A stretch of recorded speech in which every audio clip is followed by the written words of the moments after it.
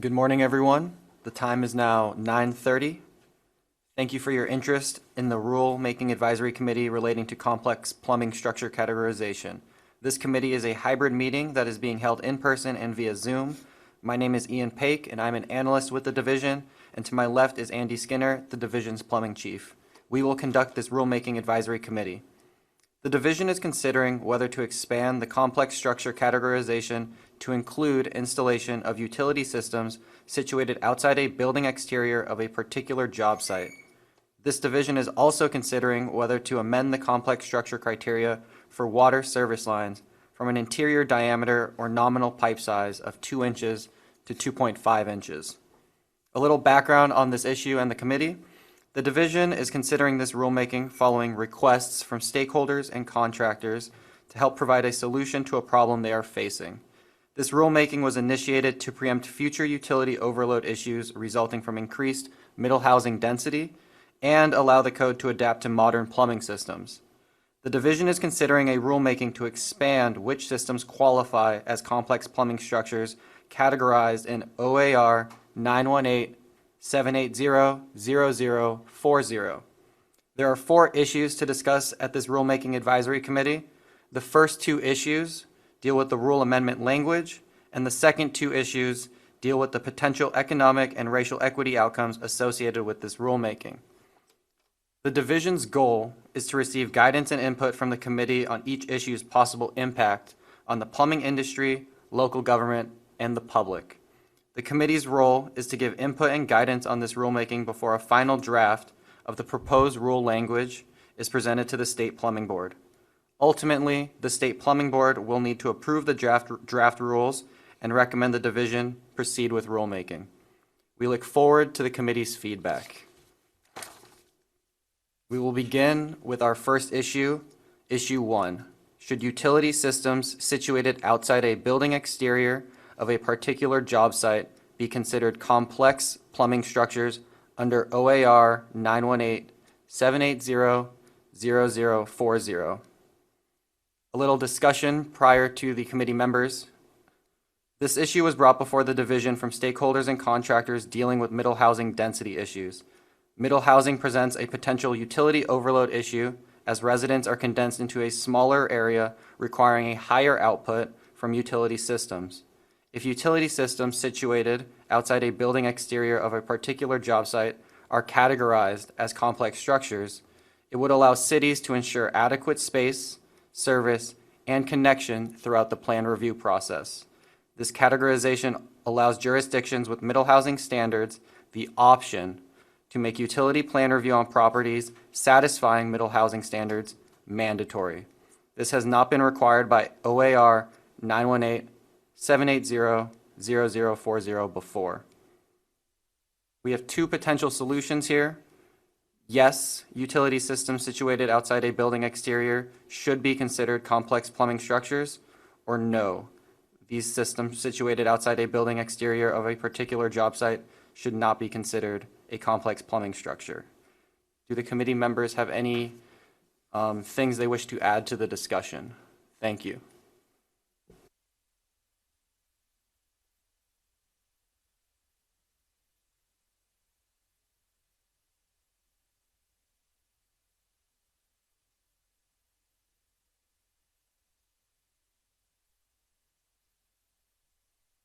Yes, Jonathan?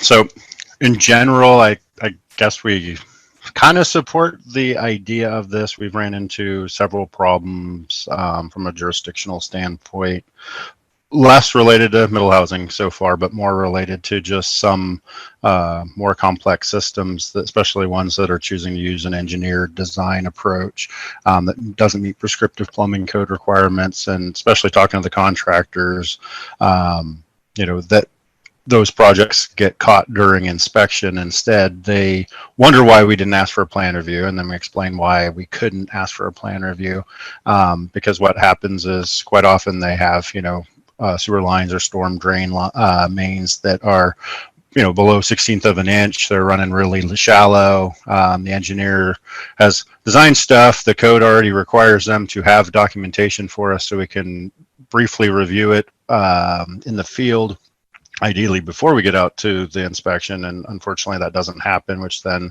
slows down their project as we're trying to determine what the engineer actually, put in their design, making sure that's sound, those sorts of things. So a lot of our contractor base is curious why we don't just have a plan review, and off a very simple number, because obviously the way we structure our plumbing systems, in reality, if we were looking at just one simple element, it could be literally a $40 charge at initial permit intake to look at a very simple short 100-foot line and make sure it's going to work, so there's less pitfalls in the actual inspection process or delays in the inspection process because we're needing to look at information.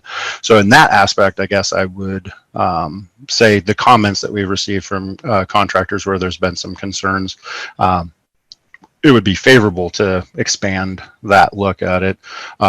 Counter, I agree. I think middle housing could be an area to look at, but I would be remiss if I didn't caution that a generic blanket all structures outside the structure is needed to be looked at. If it was just a simple 3-inch line off a main for a single family house, that's something we generally don't need to look at in every single case type thing. So a big blanket, all complex system, all outside the building is now complex, could be problematic and slow down some projects. So there's a fine balancing act I think the division needs to look at for what's the best interest for the actual contractors and consumers, and not becoming red tape that we don't necessarily need, because again, it's just a 3-inch line or something like that, maybe during the subdivision and the public works review type situation, but not during the actual home construction.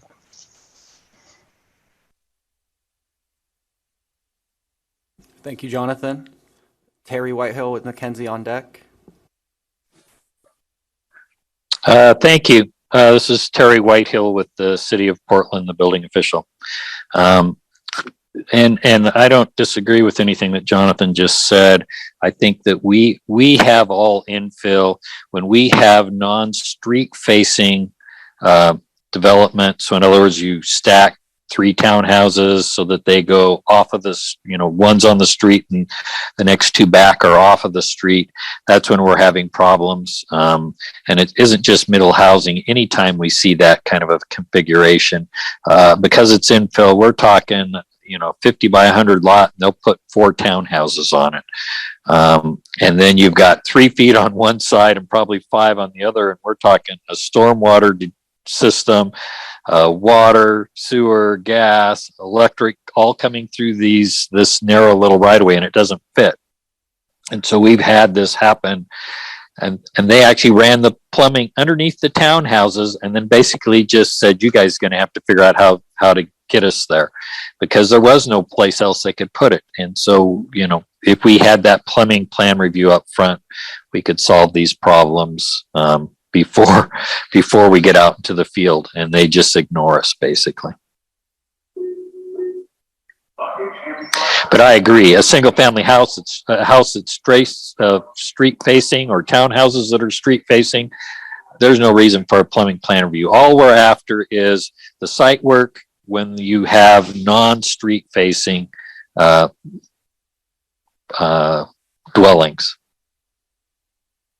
Does that make sense? Yes, thank you. So,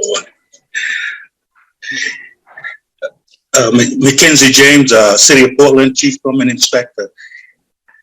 Understandable, you had one dwelling on a piece of property, you're having 3 or 4.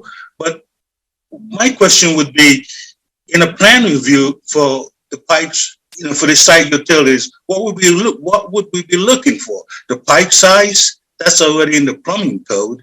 The type of material, and the location of where the demarcation line of the building sewer versus the building drain. I mean, I'm not sure what we'll be looking for a plan review dealing with site utilities.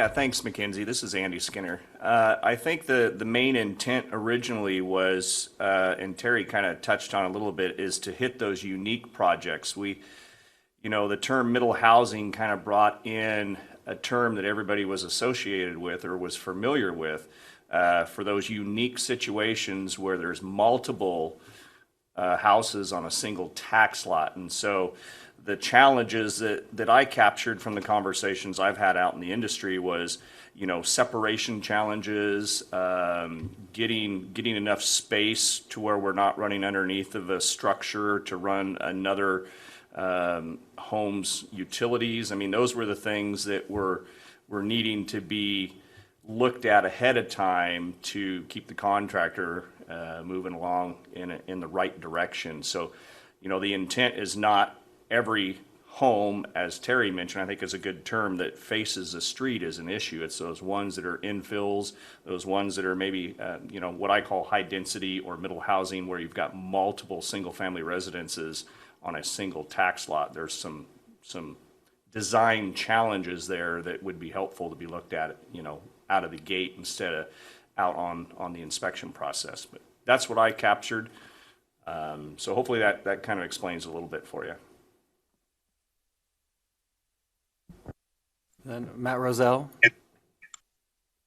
Yeah, thank you. I just wanted to add, I think cottage clusters will be one of the big issues that we run into, where you're having, multiple single family dwellings on one lot, and they could be separated, and then having, what essentially equals a party sewer running to each of those, trying to head that off before they install that piping and we get there and we're doing a plan review on site, we head that off before it becomes an issue. So, thanks.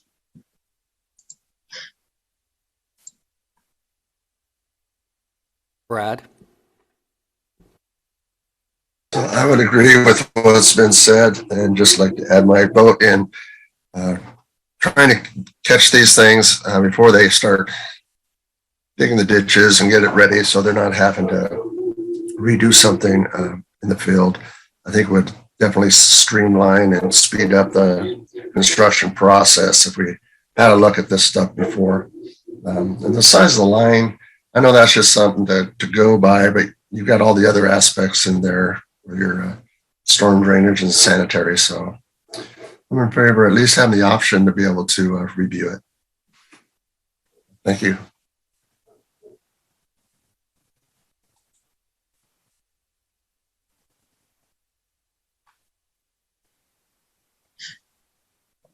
Does any committee member have anything else to add on this issue? We can also return to any issue if you have any thoughts while we review the other three. So don't feel like you are caught now.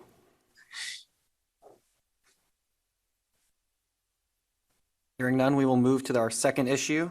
Should the division amend complex structure categorization for water service lines, increasing the interior diameter or nominal pipe size of 2 inches to 2.5 inches?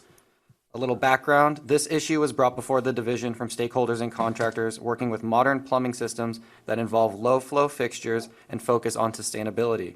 Water service lines with a 2-inch diameter or larger are currently categorized as complex structures, necessitating a plan review. Amending the complex structure categorization for water service lines by increasing the interior diameter would allow smaller building contractors utilizing smaller water service lines to avoid plan review. There are a few potential solutions to this. Yes, the division should amend the categorization and increase the diameter of 2 inches to 2.5 inches. Yes, the division should amend the categorization and increase the diameter criteria, but should go beyond 2.5 inches. Yes, the division should amend the categorization and increase the diameter criteria, but stay below 2.5 inches. And lastly, no, the division should not amend the categorization of the diameter criteria of 2 inches. Do any committee members have any thoughts on this issue?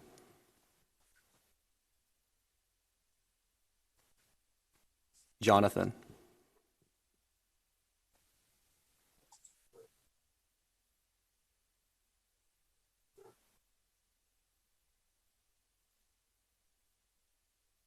You're muted or you put your hand down.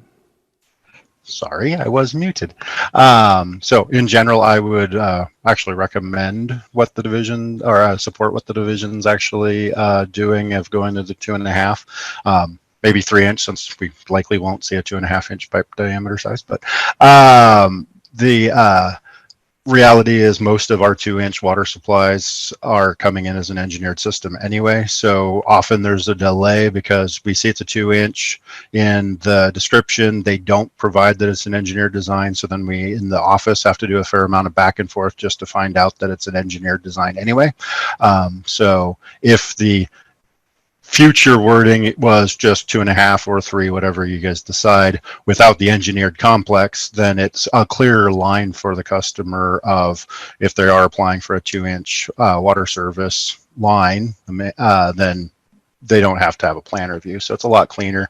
I'd also recommend reviewing the certification requirements around the two to make sure that they align.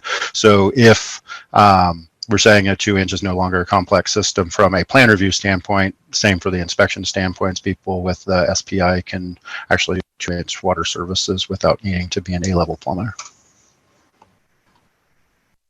Thank you. Mackenzie and Terry on deck.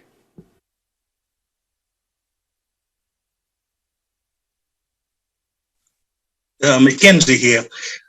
I'm not sure with increasing that size from 2 inch to 2.5 inches for a mandatory plumbing plan review is okay. And the reason I'm saying this is in reference to low flow fixtures and plumbing appliances, with the Appendix M in the code, it reduces the pipe sizes. So you wouldn't need a bigger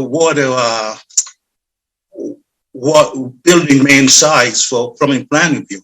For instance, a 2 inch water service will cover an 18-unit apartment building. So if you use Appendix M, it might be an 1.5 inch water service. And besides, there's a conflict between the serving utility, the water bureau, for their size. Their sizing is done for Appendix A and Appendix C of the plumbing code. So there is a conflict there between Appendix A, Appendix C, and Appendix M. So I don't think we should increase that size to the 2.5 inches. Thank you. Terry? Yeah, just the statement of what this issue is doesn't make sense, because if you're using lower flow fixtures, then that should reduce your pipe size. So I don't see where that drives going to a larger size that is allowed. I am maybe supportive of looking at the fixture counts, because that is where we have problems. When you start adding up the fixture counts, our water providers go for the biggest line they can, and sometimes I think that maybe we could fix that piece to keep the line size smaller based on these low flow fixtures. But it seems like the 2 inch would still be fine if we got a way to reduce that fixture count, so that, in other words, you could do a lot more building with a 2 inch line. Does that make sense? Yes, thank you. Yes. Matt? I was just gonna, echo what they've said. I mean, it doesn't really make sense to, just the rationale doesn't make sense that was put in here. If you're going to have low flow fixtures, you're going to have lower pipe sizes. So I support what they've said. Brad?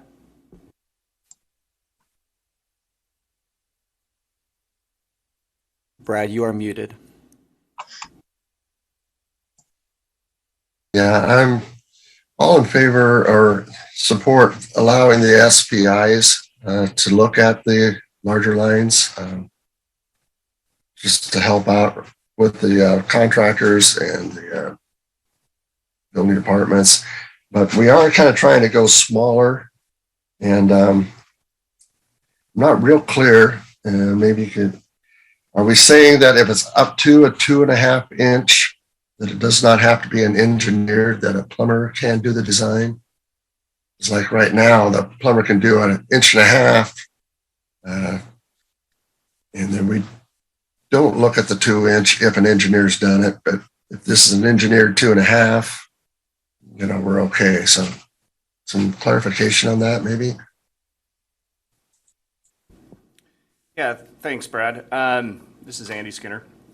The intent is really not to bring in the engineering aspect, because no plumbing system other than, Appendix C or medical gas is required to be engineered. So simply because a water pipe size is 3-inch or larger, or 2-inch or larger, whatever nominal size you want to use, doesn't trigger the engineering. So the intent here, and to kind of address, some of the new methodologies for calculations, is to take, with water conserving fixtures, some of those buildings that are not complex because they're maybe a multi-residential or something like that, and take them out of the complex compartment of plan review and jumping it up to a 3-inch.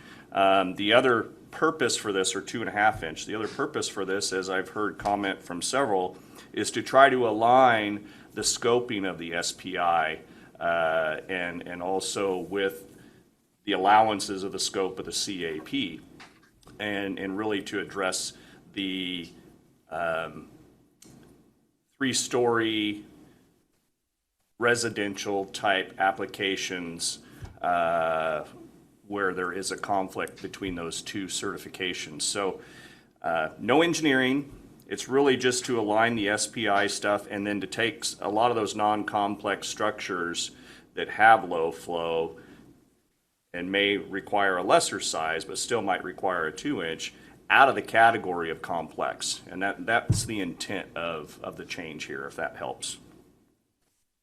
Yes, thank you.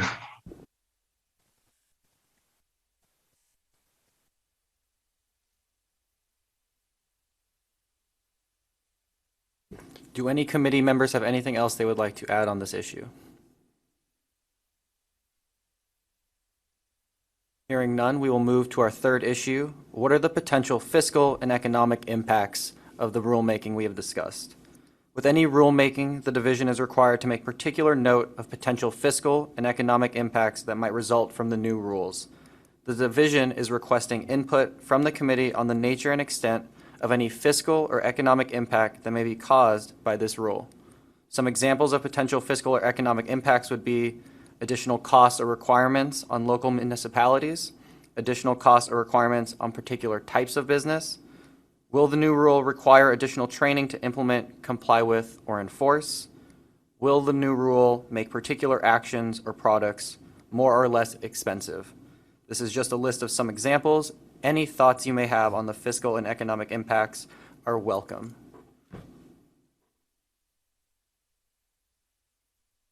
Jonathan.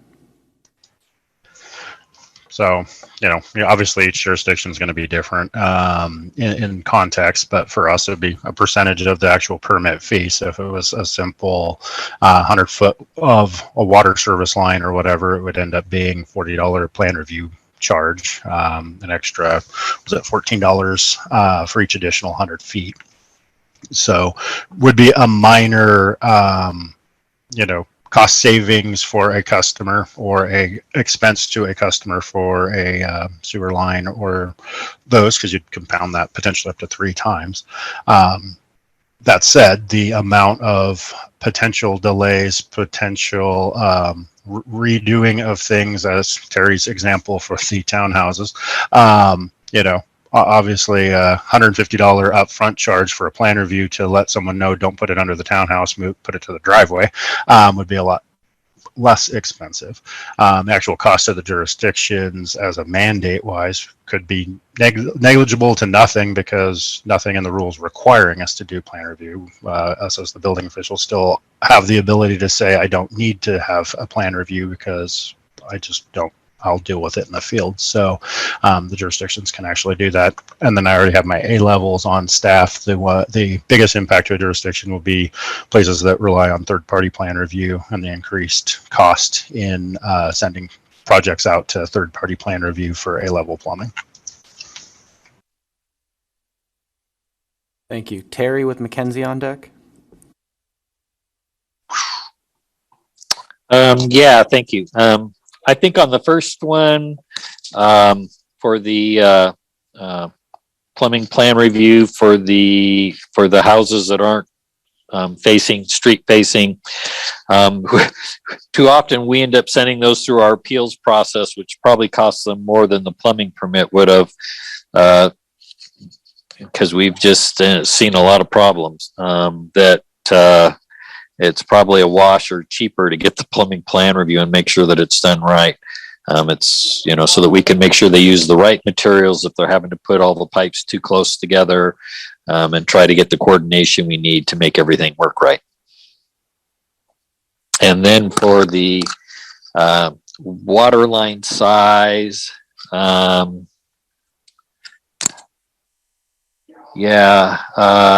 like I say, my bigger concern is the fixture counts. I would have no problem with those getting adjusted, and that allowing larger buildings with the less than 2-inch,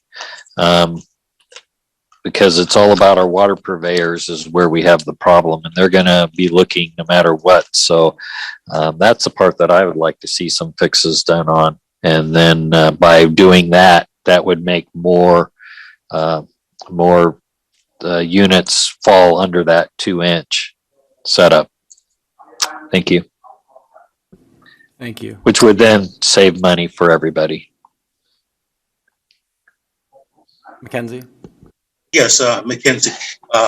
My thoughts went to the size of the water surface. Should it be increased from 2 to 2.5 inches?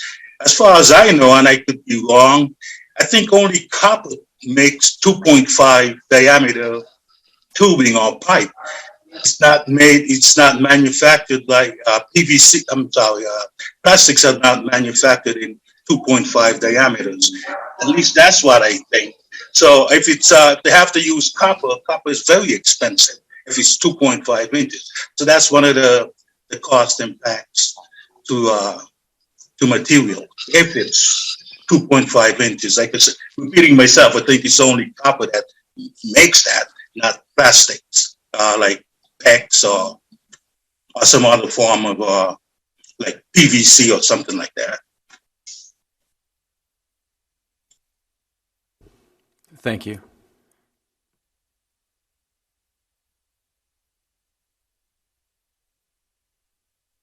David? Thank you. I just wanted to comment real quick on the issue number 1 regarding the complex structures for middle housing. I think that the cost impact on that would be beneficial for both the jurisdictions as well as the contractors. The typical scenario is that we do our plumbing plan review when we come out to the job site and actually look at the installation of the piping. That's just, it ended up being just a bad time to start looking at stuff when they have the installation done. And it's a fairly narrow scope. I know the knee-jerk reaction of industry is going to be we don't want another plan review. It's just going to slow us down. But in these particular kind of narrow scope cases of middle housing, as well as like what we call batch permits, where we're doing multiple dwellings on a single lot, that the ability to look at those plumbing plan reviews, just not necessarily for the stuff inside the house, we're just looking at the site in general is what we're looking at, just so that everybody's on the same page with what needs to get taken care of at the job site and how it needs to get installed. We just run into this time and time again, and trying to find some place to insert ourselves into that process with the builder is just very difficult. So if we're able to do that plan review in those narrow scopes where we're talking about looking at the site plumbing, that I believe that it'll be a dollar saver for the contractor, as well as a time saver, because everybody will be on the same page for what needs to get done. And we won't be out there after the fact trying to help them correct something that was done improperly because we didn't have a chance to do that plumbing plan review up front on those what we call quote unquote complex sites. And that was the only one that I really wanted to comment on. I will stand with Terry on the other issues that were brought up. Thank you. Thank you. Jill with Matt and then Jerry. Hi, I'm an architect. I work in the city of Portland. And I do middle housing as well as I've been doing townhouses, multiple units on a single tax lot. So I'm not sure that I understand what a complex plumbing review is. I think that it's more than 2 units on a single lot. Is that correct? Yeah, Jill, we currently have in rule what has been decided as complex structures for the requirement of plan review. And those triggers are really a complex plumbing system, not necessarily how many structures are on a single tax lot. So for example, a hospital with medical gas is considered a complex structure. You know, currently we're talking about the 2-inch service. 2-inch service or larger, non-engineered, is considered a complex structure no matter how many buildings are on the tax lot. So is that Okay. helpful? Got it. Yeah. Okay. So I mean, it's my understanding that there's already a site development review that has some sort of plumbing review if you have 2 or more units. And you already have to, in City of Portland anyway, you already have to show your utilities. And so I guess I'm not sure what a plumbing review would be. I'm concerned if there has to be plumbing drawings, that concerns me because there's very few engineers that would draw that. So that's what I would be concerned about, a fiscal issue for builders and developers trying to create drawings. So what would jurisdictions be looking for in a drawing for a plumbing review?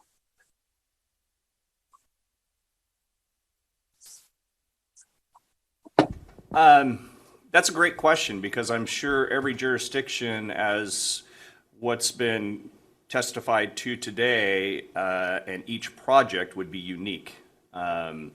So just probably general, if a plan review is required for utility on middle housing or high density or non-street faced, they would want to see, separation. They would want to see what type of utilities are being installed, whether storm and sewer, and specifically storm is part of the project.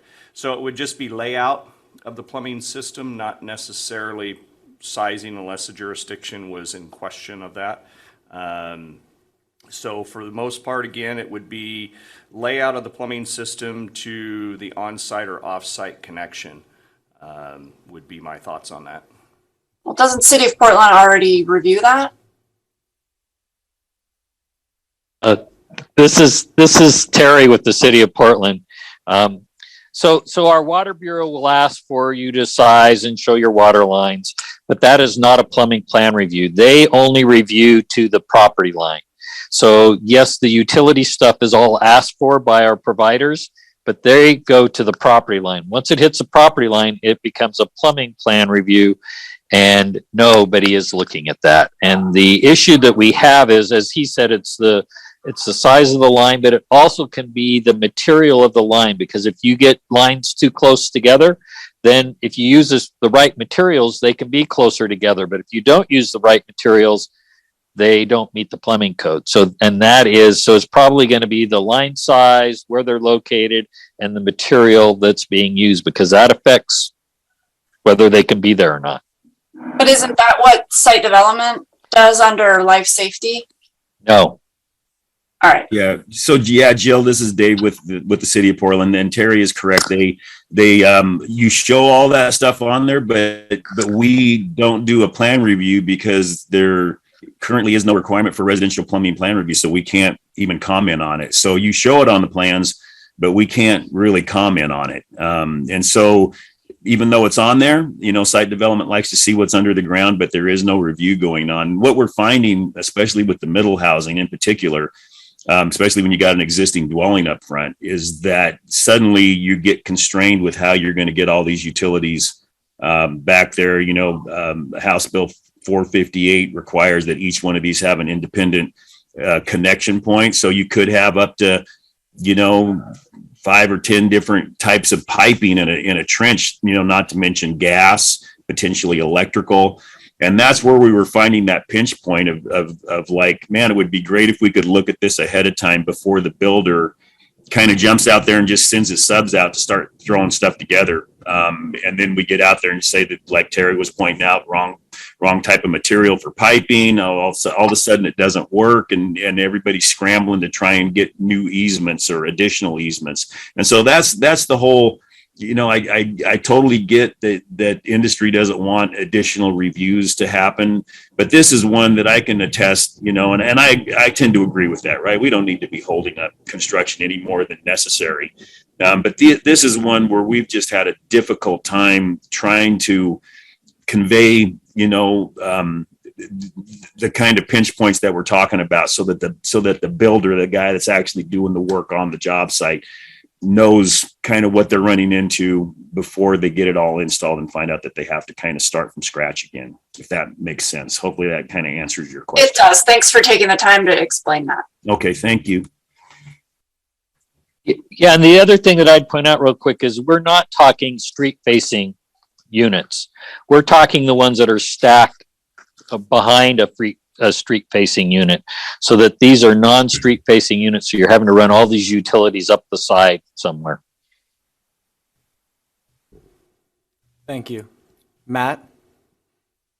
Yeah, I think that scoping this is going to be important in that we, you know, non-street facing cottage clusters, you know, something like that, where it's not this, you know, all middle housing, because some of it won't be affected by this and shouldn't be required to have a plan review.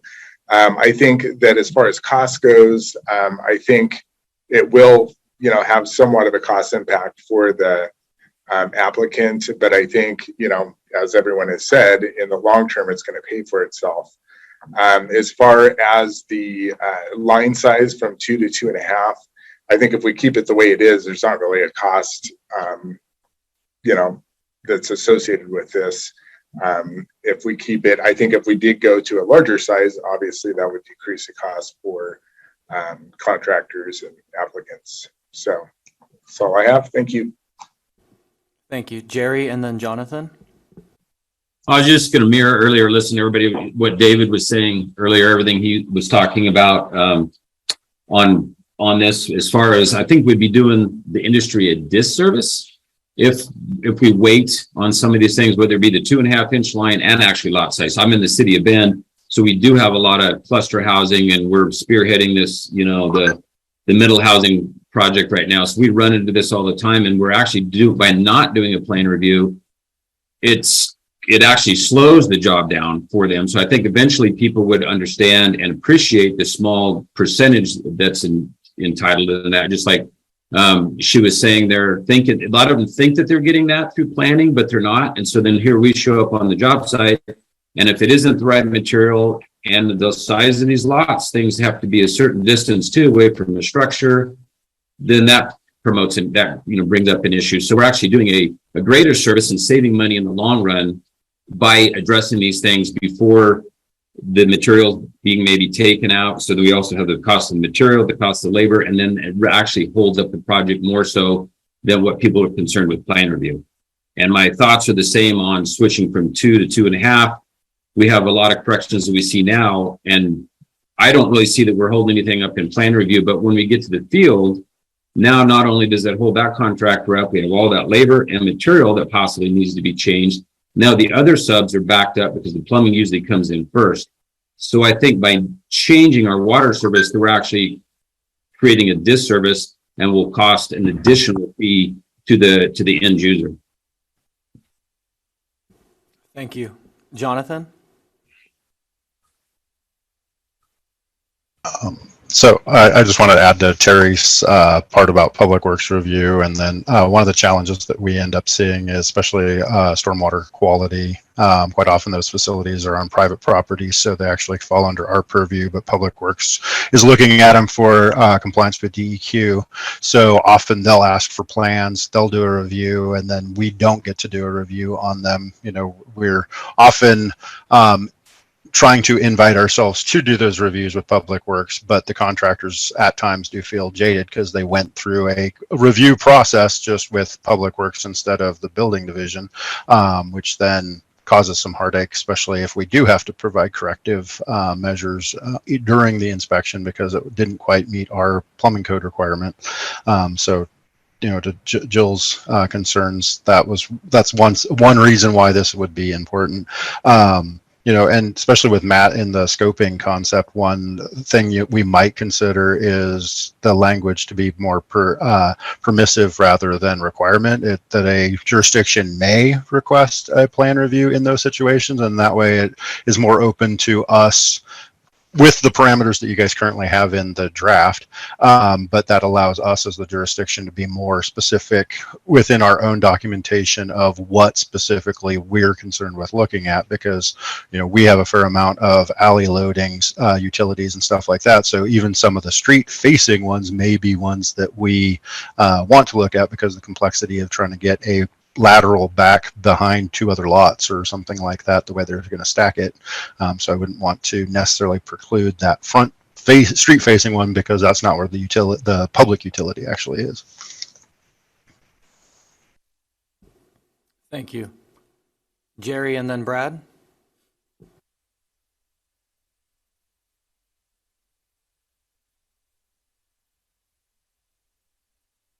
Sorry, I forgot to put my hand down. Apologize about that. No worries. Brad? I would agree with Jonathan. We could do the language so it was more of a permissible type of thing. In our particular jurisdictions, most of the times we don't charge the fee anyway, but I think it does make the flow better when they're putting it in, because we're able to catch anything that may not be quite right, and they can install it correctly the first time without added cost and delays to the project. Yeah. Thank you. Do any committee members have any other thoughts on this issue? Well, this is Terry with Portland. If we're going to do a plan review, I would definitely like to be able to charge the fee. Otherwise, we're providing a service without getting reimbursed for it.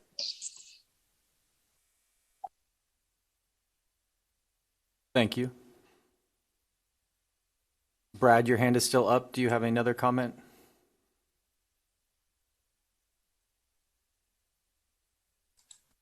I forgot to take it down, so I understand that. So it's going to vary from jurisdiction to jurisdictions as far as how much time they're spending and if they need to collect fees or whatnot. Like I say, even if we got collecting fees, I'll just say I'm making an observation. It's not really a correction necessary to the plans, but it's just a courtesy comment in essence to avoid having to redo something in the field. Thanks. Thank you. Hearing no additional comments for this issue, we will move to our final issue.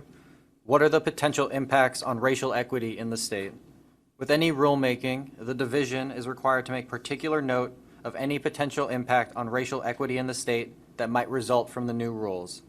The division welcomes any input from the committee on the nature and extent of any potential impact this rule may have on racial equity in Oregon. Do members of the committee have thoughts on the possible racial equity impact of this new rule?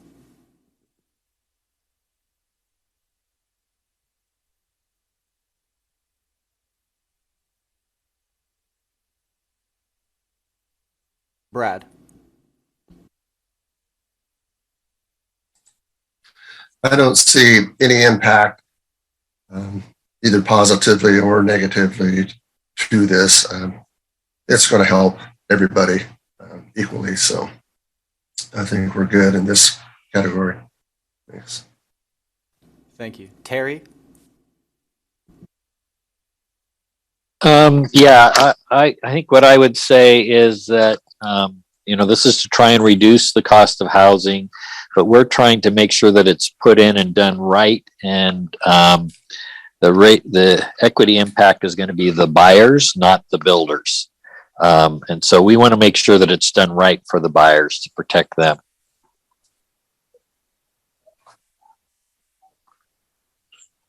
Thank you.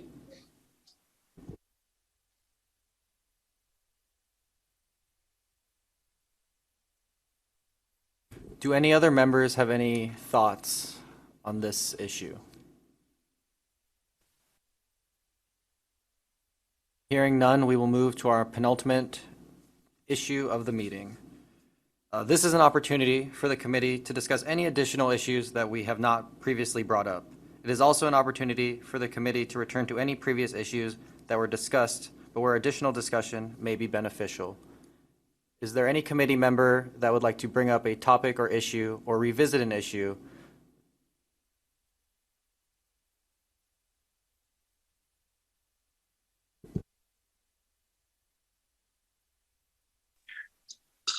This is Terry. I think the one thing that I want to point out to everybody, this isn't just about a water line or a sewer line or a storm line or the gas line. It's about all these different services that have to come into the property and making sure that they fit within in Portland, we're all infill, and it's usually a very small space that they're trying to put all this into.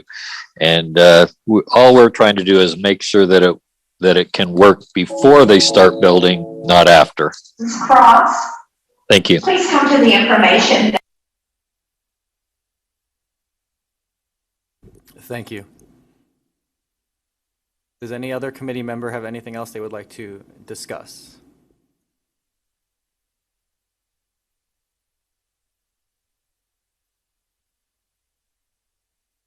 Hearing none, I will summarize kind of our next steps and we will adjourn our meeting. So, following this meeting, the division will work on prospective final rule language and then present it to our state plumbing board for input and guidance on how to proceed with that rulemaking. You may also provide additional comment until this Friday at 5 p.m.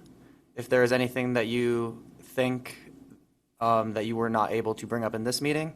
However, there will also be additional moments to comment outside of this week. So please don't feel that you are pressed for this week.